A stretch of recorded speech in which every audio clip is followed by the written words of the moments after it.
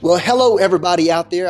I'm so excited about what God is doing, and I'm sitting here with our friend Rachael Conley. And what I wanted to do in this conversation is introduce you guys to Rachael, to let you know about what God has in store for her. God has called her to be a missionary associate to the country of Belize.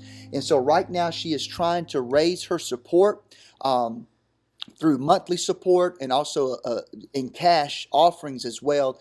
And so we're just here to have a conversation about what that looks like, what that means, what fellowship we're a part of. So we're going to get into all that. And if you want to support Rachael and her missions endeavor, you can do so by following the links in this video, or if this is on Facebook or YouTube or wherever you're finding this at, you should be able to find some links. So with that being said, hello, Rachael. How are Hi, you? I'm good. How are you? Good, good. So, very quickly, tell me about when you got saved, and walk me through the process of your testimony a little bit, and how you got to being called into missions. Okay. So I started going to this church. I was 22 years old. I remember the first time I stepped in here.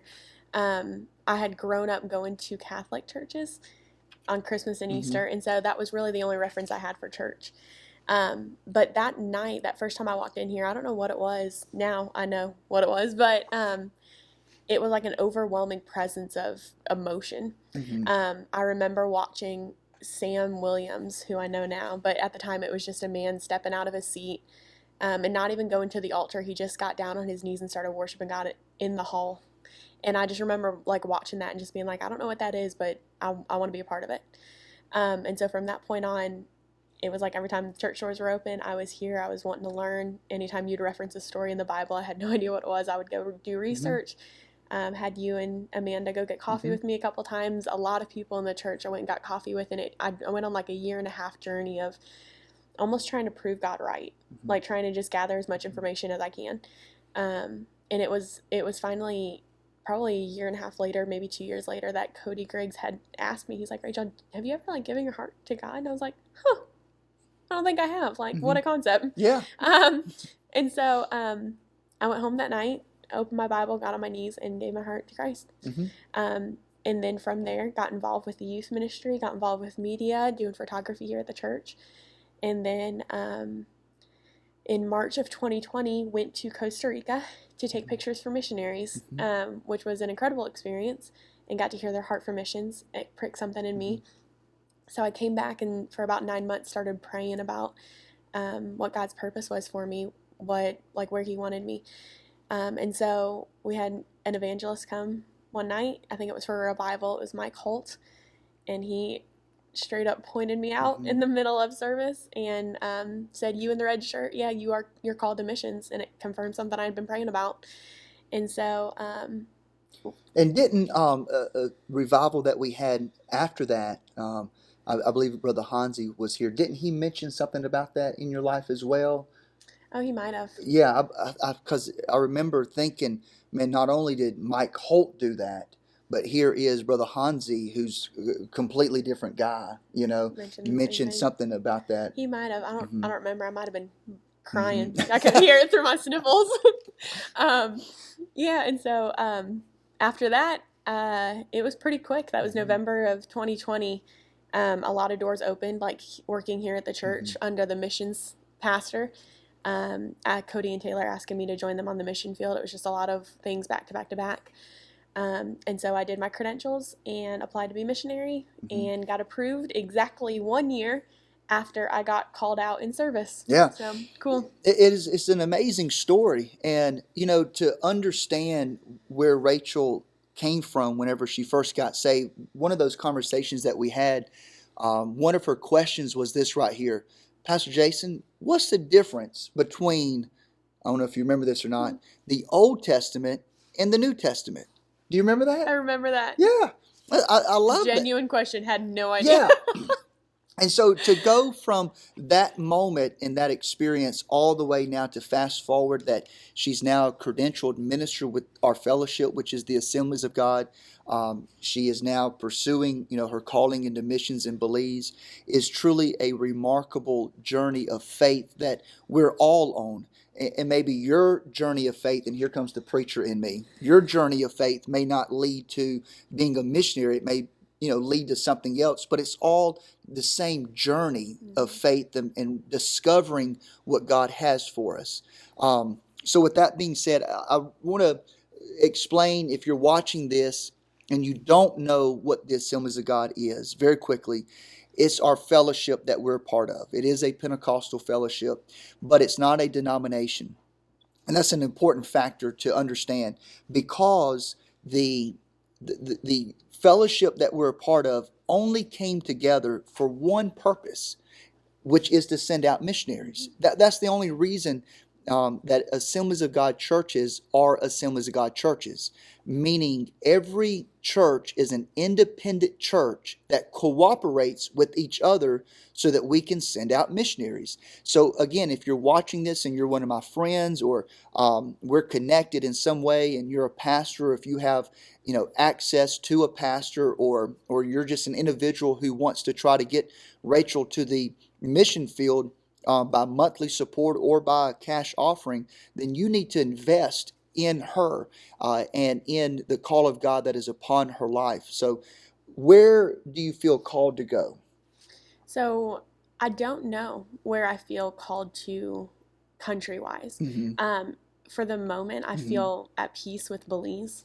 So let me explain what she just said. In the Assemblies of God, when you're called to be a missionary, they want to put you up under a fully appointed missionary, almost like an apprentice. So if you understand, let's say someone who's working in the electrical field, no one will graduate from a community college and go straight to working for Alabama Power on power lines. They put you and connect you with somebody who's been doing that job for a while as an apprentice so that you can learn. We understand that concept in many areas of our society, but we sometimes don't recognize that in ministry. Well, in our fellowship, that's exactly what we do. So Rachael is going to be working up under Cody and Taylor, who are fully appointed missionaries to Belize. After that 2-year term, she will then hear from God and figure out exactly where she would want to go, which could go back to Belize or it could be somewhere else. So it's going to be a 2-year term. Yes. All right. And the first place you go, whenever you go in a Latin American area, which is pretty much all of Central and South America, is language school to learn the language, Spanish. So where will you go once you raise your budget? Yeah, so once I raise my budget, hopefully by August, I will leave and go to San Jose, Costa Rica, to the Sincel language school. To learn Spanish, okay? All right, and then after that, how long would you be there? Two trimesters, so it's about 6 months. Okay, 6 months, and then she would go Finish over the rest of my term to in Belize, okay? What will you be doing in Belize? So from what I understand is that there's been one missionary there for 20 years. And so we are going to be partnering with her and with the local church to build up the church, like build up believers and disciples and mentor them and teach them. And so that's probably a big part of what we're going to be doing. It's going to be a lot of outreach, a lot of pouring into people to begin with, finding people that are, I don't know, believers to train them to go out and do the great disciple themselves. Yeah, so the work is going to be tremendous there in Belize as they partner with local churches, as they partner with local believers who are then trained to be pastors. And I know one of the big visions that Rachael's going to be working on is planting churches in Belize with the local congregations there, raising up leaders, supporting them, and launching new churches in Belize. So here's the thing. you need to connect with her. She can come to your church or come to a small group. She can give her testimony. She can preach. She's preached several times here at our church and in other surrounding areas as well. I and her would love for that opportunity.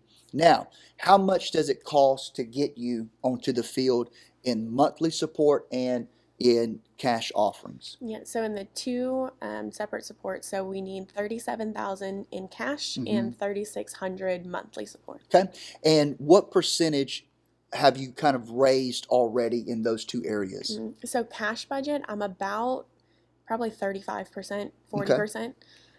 Monthly budget, a lot less, maybe about 7%. Okay. So definitely looking for partners to support. I support her. The church supports her. And so it's a good ground to sow into. So as we close this out very quickly, talk about where they can connect with you, whether it's your social media stuff or anything like that, and how they can support you if they feel led. Okay, yeah. You can find me on Facebook. My name is spelled a little bit different, so watch out for that, but it's Rachael. And then my last name is Conley. If you want to support me, you can go straight to the AG website. It's giving.ag.org. And you'll type in my number, which I believe that Devin is going to attach, but it's 299703, and it should go straight to my account. Okay. All right. So thank you guys very much, man. Share this, get the word out, connect with her. It's great ground. Thank you. God bless. Thanks.